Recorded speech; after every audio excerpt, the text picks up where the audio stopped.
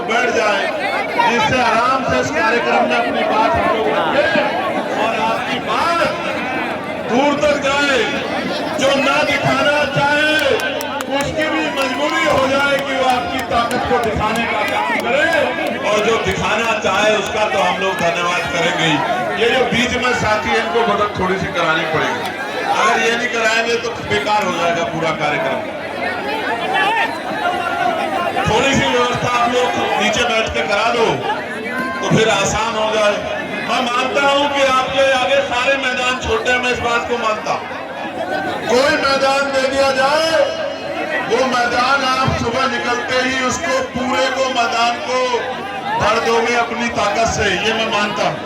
लेकिन मेरा आग्रह है कि अगर आप बैठ जाओगे तो फिर आसानी हो जाएगी देखने में कि कहां तक हमारे लोग मेरी बात को सुन रहे हैं, कहां तक आवाज जा रही है। जरा एक बार बता देना कहां तक आवाज जा रही है, जरा हाथ उठा के एक बार आवाज बता देना मुझे। बस ये कुछ गैर जिम्मेदारी कर रहे हैं नौजवान, बाकी तो सब मान गए हैं। यहाँ कुछ गैर जिम्मेदार नौजवान हैं, आपका फोटो मैंने देख लिया, लेकिन अब आप बैठ जाओ वरना मैं मानूंगा कि आप बहुत जिम्मेदार साथी रही हो। फिर मैं इस बात को मानूंगा, फिर मैं मानूंगा कि आप अपने फर्ज को अदा नहीं कर रहे हो। आप तो दुश्मन की मदद जैसा काम कर रहे हो। जो दुश्मन चाहता है, हमारे विरोधी लोग चाहते हैं, वही काम आप कर रहे हो। फिर मुझे ऐसा लगेगा। बैठ जाओ जल्दी से, बैठ जाओ जल्दी से, बैठ जाओ। बहुत अच्छे, ये तो घर वालों ने तो बहुत अच्छा कर दिया। इधर वाले थोड़े से रह गए, वहाँ कुछ नौजवान हैं, कुछ जिम्मेदार साथी उधर वाले भी कर रहे हैं गड़बड़। ये गड़बड़ करने के लिए तो विरोधी बहुत है। आप लोगों के कंधों में तो जिम्मेदारी है संविधान बचाने की, है या नहीं है बताओ। तो जो लोग संविधान से प्यार करते हैं वो बैठ जाओ, वो एक भी आदमी खड़ा नहीं होना चाहिए, जहां जगह मिले बैठ जाओ। और जो संविधान को नहीं मानता वो खड़ा रहो, उसको मैं मानूंगा कि वो संविधान से प्रेम करने वाला नहीं। अब तो कुछ दिखाई दिया है बहुत पीछे तक का, बस ये बीच वाले थोड़ा सा व्यवस्था करा देंगे तो ठीक हो जाएगा। हाँ, ये जो बीच वाले साथी है, बस ये थोड़ी सी व्यवस्था अगर करा दें तो ठीक हो जाएगा। बहुत धन्यवाद प्यारे साथियों। अब आप मेरी बात पे गौर करें।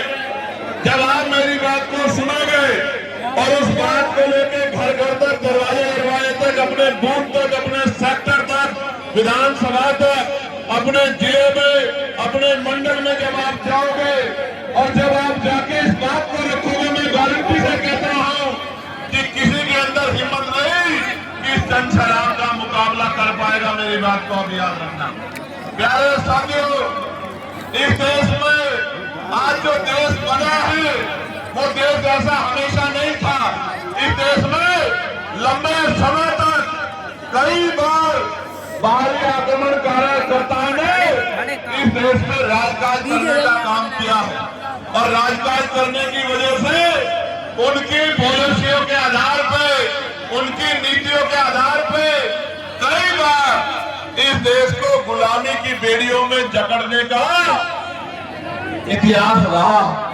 आज समय आ गया है कि हम इतिहास को पढ़ें, इतिहास से सीख लें और अपने वर्तमान को मजबूत बनाएं और अपने भविष्य को इनकलाबी बना के रख दें, अपने भविष्य को मजबूत कर दें। प्यारे साथियों, इस देश में लोकतंत्र पहले नहीं था, और जब तक लोकतंत्र नहीं था, गरीब, किसान, कमजोर, नौजवान, दलित, पिछड़े, आदिवासी और तमाम तरह के कमजोर वर्गों के लोगों को मुख्य धारा में आने का मौका नहीं मिलता था। प्यारे साथियों, इस देश में अगर बाबा साहब अम्बेडकर, राष्ट्रपिता ज्योतिबा फूले, छत्रपति साहूजी महाराज, ईवी पेरियार रामास्वामी नायकर, पेरियार ललई यादव, बाबू जगदेव प्रसाद कुशवाहा, जननायक कपूर